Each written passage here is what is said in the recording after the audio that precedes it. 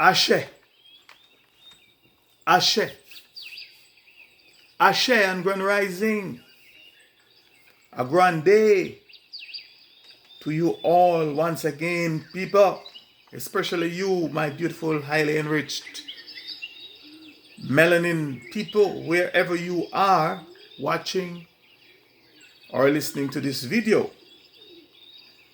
Welcome. It is I, the Mystic Philosopher, and thanks for watching and listening. I saw one of the most ominous scenes, if not the most ominous scene that I have ever saw in my life of 60 plus years, in a video that was sent to me yesterday evening. In fact, the person that forwarded the video to me is all the way in the Caribbean. And after watching it herself, she became so concerned and wanted to find out if what she saw was really true, and if it was really and truly happening here in Canada. And I was touched by it, and I am still so disturbed by what I saw in that video that I have to break my silence and speak and share some of my perspective on it this Grand Rising. As the saying goes, speak now or forever hold your peace, or forever hold thy peace. And if what I saw in that video is in any way indicative of that which is to come, then soon none of us, be it born Canadian or nationalized Canadian, will be able to speak out and say anything against tyranny and injustice of any form, etc. The truth be told, I have seen and I have read and heard of many ominous scenes, many ominous and countless numbers of injustices, human rights abuses, civil rights violations, religious rights violations, and religious persecutions in movies, on the world news, in historical events, you name it, or you name them. The truth be told, I have seen, read, heard, and heard of them. But what I saw in that video really and truly touched me, and it bothered me. And why? It is because of when, where, and how this incident that I am about to talk to you, that I'm about to talk about, took place. When, where, and how it took place. And please let me also hasten to say and admit that I am well aware through my own activated common sense, through my own activated intelligence, coupled with my own spiritual awakening, my own spiritual enlightenment, spiritual insights, and my spiritual activated connection with my source, with my most honorable ancestors, my ancestors' gods, God and gods, etc. I am aware of the fact that the world order, aka the system, the beast, the kingdoms, I'm aware of the fact that the kingdoms, the queendoms, the rulers, and so-called leaders, which are more correctly the drivers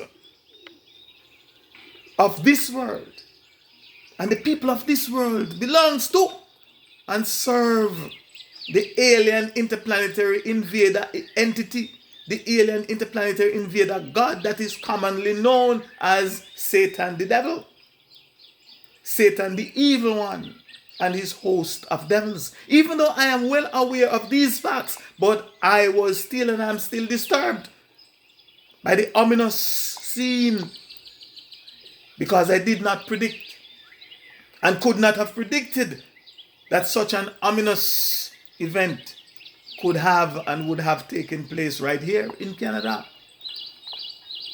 And the video of the ominous event that I am talking about is titled Police/Sheriff Move to Lock the Doors of Meeting House of the Church of God in Aylmer.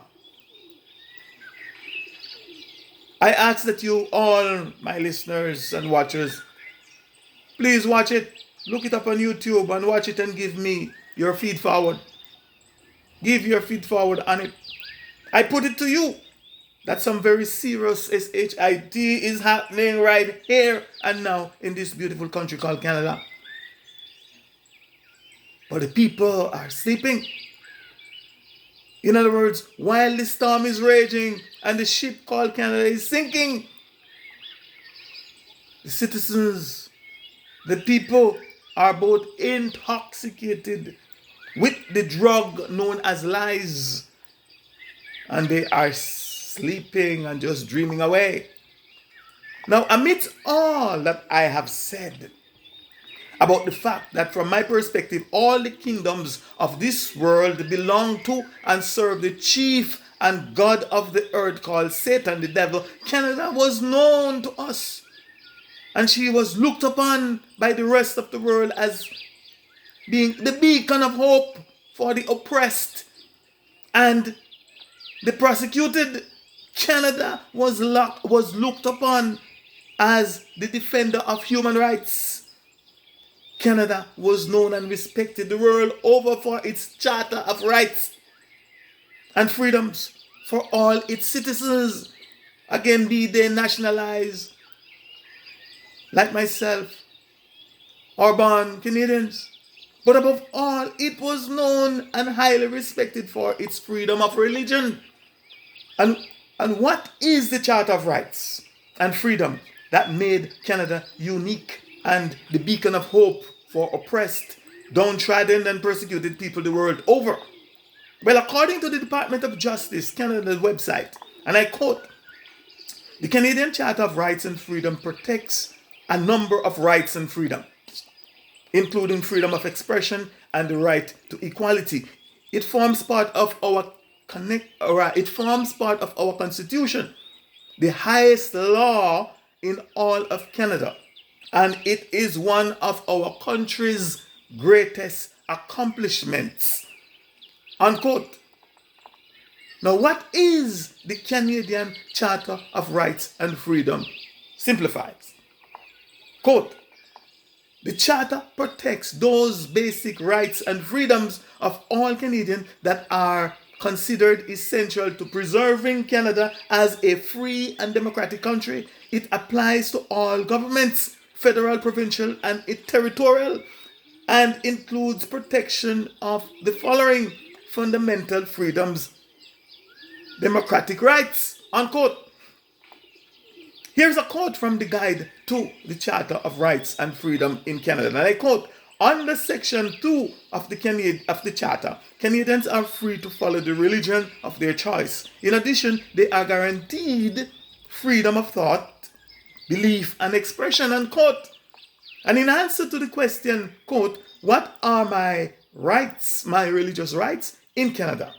Here is another quote from a website called settlement.org, and I quote, freedom of religion in Canada is protected by the Canadian Charter of Human Rights and Freedoms and the Canadian Human Rights Act. Government laws cannot restrict your religious freedom unless they infringe on other rights and values in Canada. For example, the right to equality, unquote. Here is a direct quote. Here now is a direct quote from the Canadian Charter of Rights and Freedoms, titled or subtitled Fundamental Freedoms, Section 2. Everyone has the following fundamental freedoms. A. Freedom of conscience and religion. B. Freedom of thought, belief, opinion, and expression, including freedom of the press and other media of communications. or communication. C, freedom of peaceful assembly.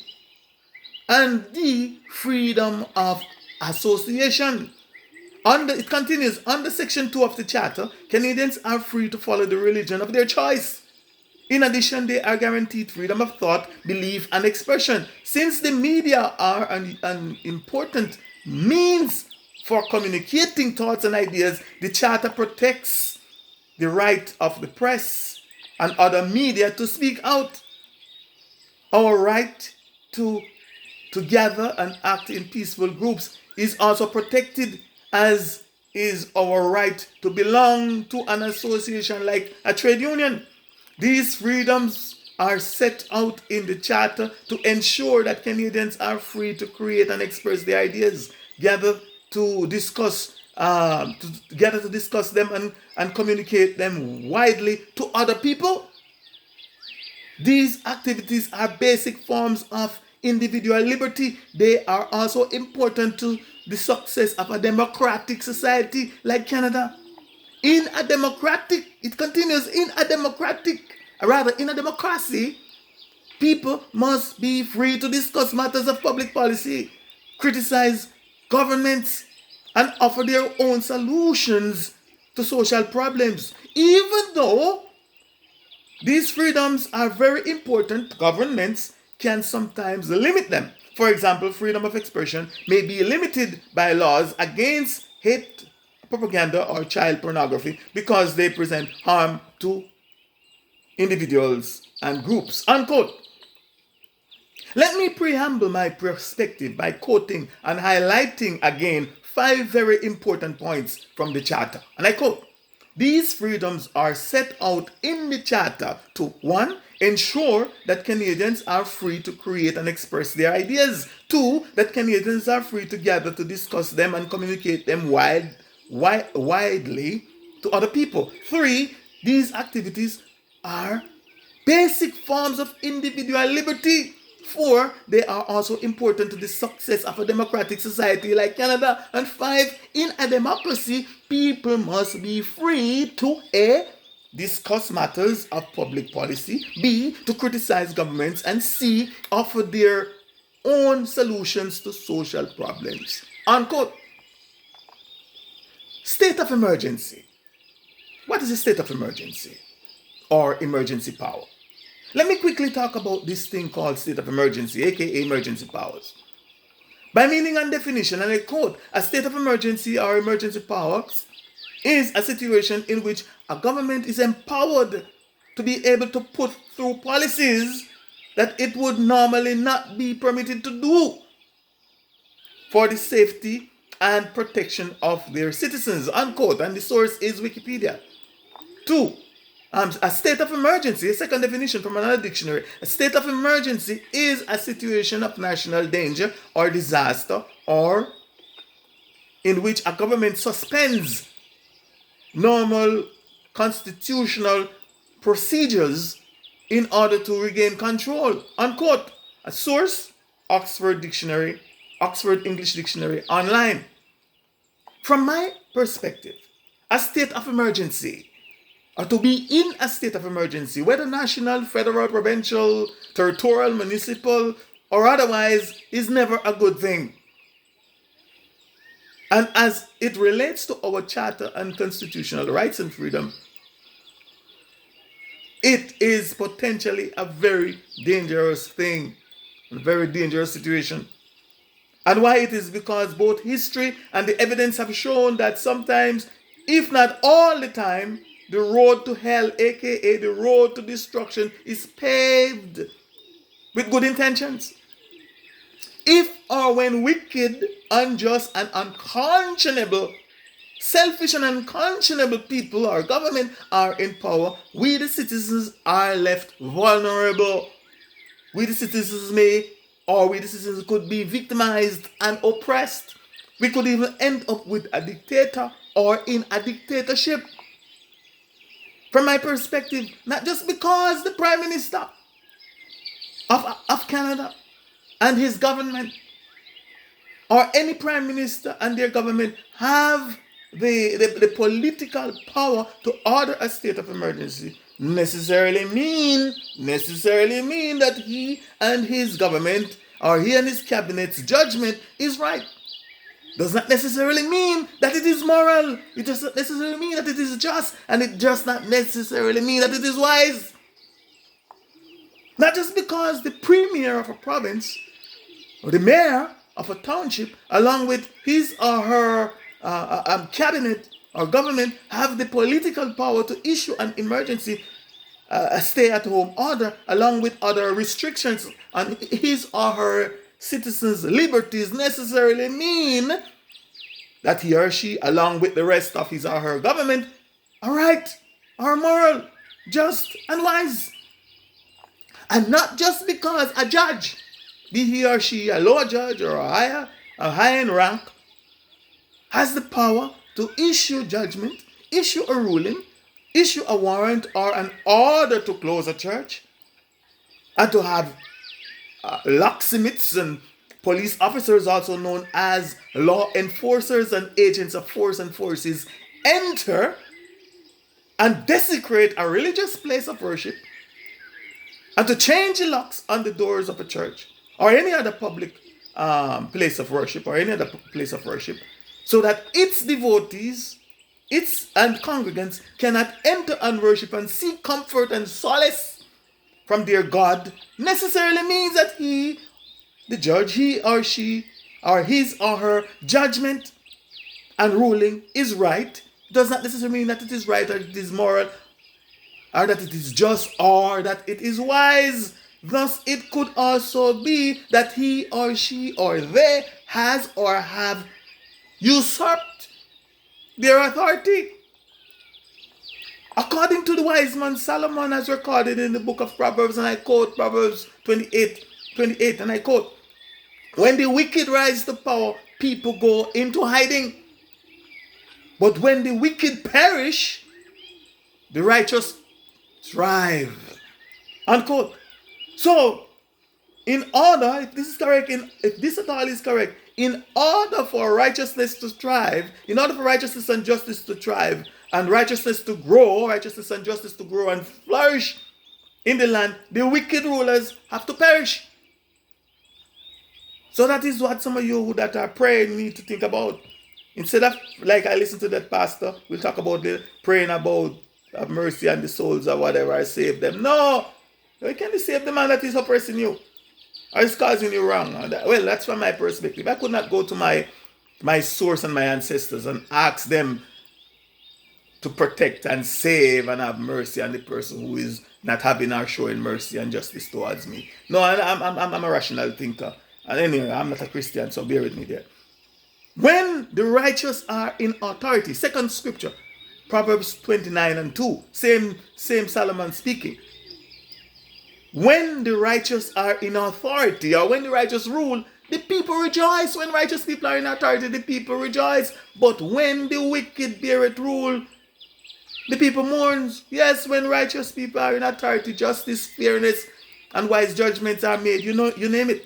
But when you are wicked people, once you see people are complaining and mourn and fearful and worried, it means that those that are in authority are not righteous. They're wicked.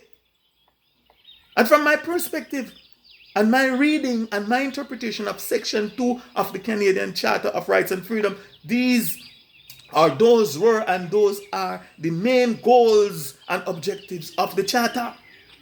It is to protect us all from the potential abuse of power by those that lord over us. It is to protect our religious rights and freedom. And again, I quote, "Freedom of religion in Canada is protected by the Canadian Charter of Human Rights and Freedoms and the Canadian Human Rights Act. Government laws cannot restrict your religious freedom unless they infringe on other rights and values in Canada. For example, right to equality," unquote.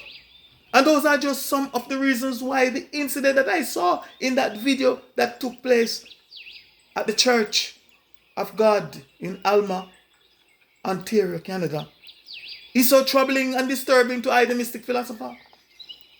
Now, can someone of basic human decency, someone of basic human honesty and human integrity, please show, explain, and sensibly and reasonably prove to I, the Mystic Philosopher, where these worshippers have or had infringed on or are infringing on other rights and values in Canada?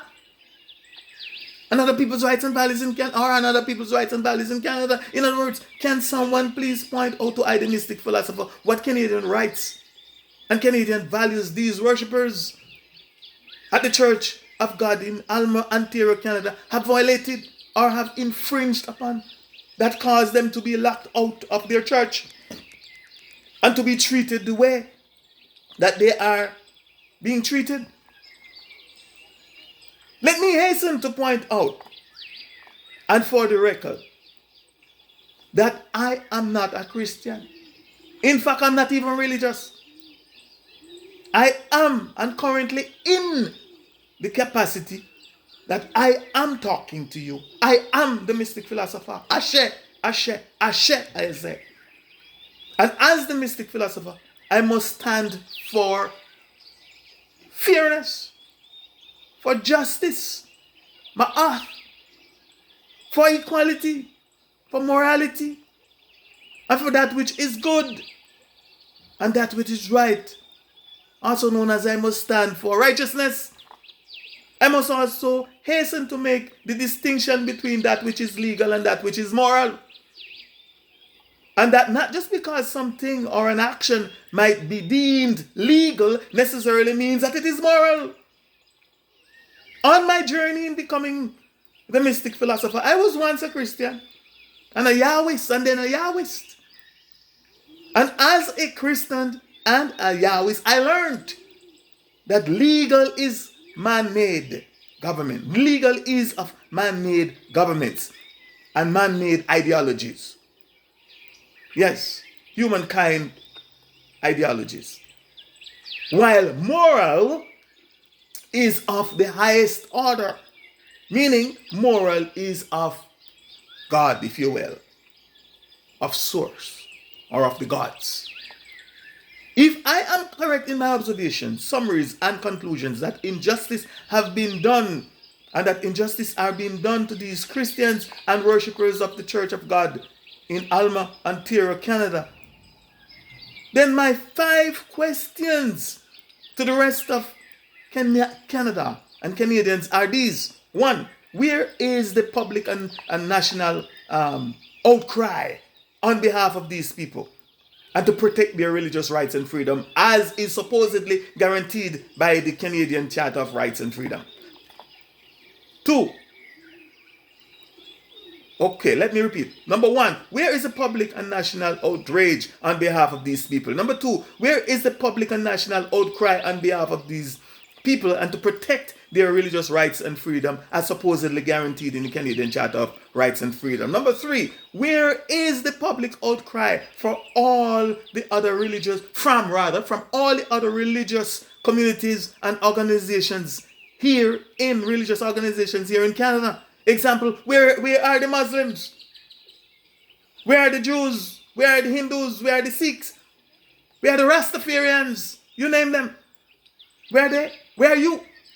Number 4, where are their fellow Christians? Where are their fellow Protestant Christians? Where are the fellow Church of God members? Where are the Mormons? Where are the Mormons, the Jehovah's Witnesses? You name them. Where are they? Where are you? And why are they or why are you silent? And so silent on this grave issue, on this grave matter. Number 5, is it because you people are so holy or holier than them? These people in Aylmer, I hope I pronounced that right.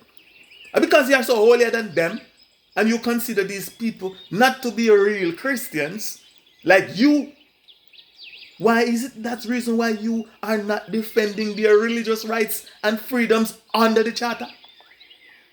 If the answer is yes, then shame on you. Please note that you don't have to defend them personally. And you don't have to defend their beliefs. But from the Mystic Philosopher perspective, it is our moral responsibility, if at all we have morality and stand for morality and justice, it is our moral responsibility to defend them, to defend their religious rights and freedoms. Please let me remind you of this fact, my people, that history, the evidence and the record have shown that the infringement upon the basic rights and freedoms of a conquered people always start very small. They always start very innocently and end up very huge. It always ends up very dangerously and very disastrously, or end in disaster. When it is a very small infringement on our rights, it is considered insignificant. However, by the time most people will realize what is happening and what has happened, it is and it will be much too late. The temperature will rise, or will already been risen, and the frog will already be cooked. The Gestapo and the Third Reich of Nazi Germany are classic examples from which we are to learn, hopefully, and from which we may learn today. So in closing, and hopefully to further drive home the message that in times like these we are and we must be each other's keeper. We must protect what we now have. Please allow me to quote the poem of the German theologian and Lutheran pastor, and the man that is also best known for his opposition to the Nazi regime during the late 1930s, Pastor Martin Niemöller. And I quote, "First they came for the socialists, and I did not speak out because I was not a socialist. Then they came for the trade unionists, and I did not speak out because I was not a trade unionist. Then they came for the Jews, and I did not speak out. Why? Because I was not a Jew. Guess what? Then they came for me, and there was no one left to speak for me." Unquote. Today it is for the Christian worshippers of Aylmer Ontario, Canada. But tomorrow might be for either you or me. Thanks for watching and for listening. I am the Mystic Philosopher. Ashe, Ashe, Ashe, I say.